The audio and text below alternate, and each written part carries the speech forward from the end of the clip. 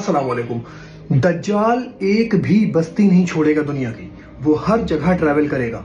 उसके पास जो हदीसों में आया है गधा होगा, उस गधे के एक कान से दूसरे कान के बीच की जो लंबाई होगी वो 80 गज होगी। अब आप समझ सकते हैं कि 80 गज का मतलब ये है कि उसके पास कोई ना कोई ऐसा एयरप्लेन होगा या फिर कोई ऐसा जेट होगा जिसके दोनों विंग्स की लंबाई बताई गई है इस हदीस में। और कहा गया है 40 दिन के अंदर, ये 40 दिन तक इस दुनिया में रहेगा और 40 दिन के अंदर दुनिया की हर एक बस्ती में ये ट्रेवल करेगा। कोई भी दुनिया का इलाका इससे छूटेगा नहीं। और जहां भी ये ट्रेवल करेगा इसके साथ साथ दो नहरें जाएंगी। एक नहरें जन्नत कहलाएगी और दूसरी नहर दोज़ख कहलाएगी। लेकिन इसकी जो जन्नत वाली नहर होगी वो दोज़ख होगी और दोज़ख वाली नहर जो होगी वो जन्नत होगी, जिसके बारे में ये खुद नहीं जानता।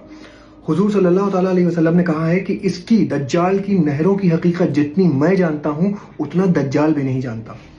अब दोस्तों, जब ये हर जगह ट्रैवल कर लेगा तो लोग ये सोच रहे होंगे कि 40 दिन के अंदर ये कैसे ट्रैवल कर लेगा।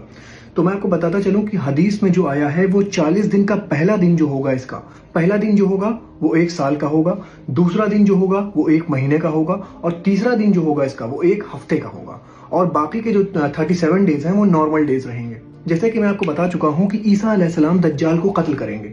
और कहां पे कत्ल करेंगे, अगर आपने मेरी पुरानी वीडियो देखा हो तो उसमें मैंने बताया था कि मकाम लूत पे आप ईसा अलैहिस्सलाम दज्जाल को कत्ल करेंगे, मकाम लूत पे। और आज के दौर में जो मकाम लूत है वो जानते हैं कहाँ है?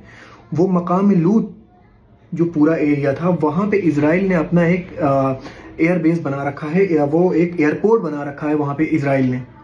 तो आप अब ये अगर पूरी चीज़ों को आप अगर सिंक्रोनाइज करिए तो ये समझ में आता है कि वो कोई एयर जेट से उड़ेगा जिसके पीछे पीछे ईसा अलैहिस्सलाम आएंगे और उसको उस एयरपोर्ट के पास पकड़ लेंगे जो मकाम लूत में इस वक्त वो एयरपोर्ट बेस बना हुआ है इजराइल का।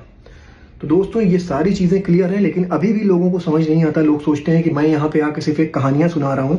तो दोस्तों, मैं कहानियाँ नहीं सुना रहा हूँ, मैं सिर्फ यहाँ पे आ रहा हूँ आप लोग को जगाने के लिए, ताकि आप लोग ये समझ सकें कि हम लोग जिस ज़माने में जी रहे हैं वो ज़माना बहुत आखिरी का है। और हमें और आपको ये चीज़ समझ जाना चाहिए कि ये फितरों से भरा हुआ दौर है। जो चीज़ हम देख रहे हैं वो सच नहीं है, जो चीज़ हम फील कर रहे हैं वो सच नहीं है। हर तरफ धोखा मक्कारी फैली हुई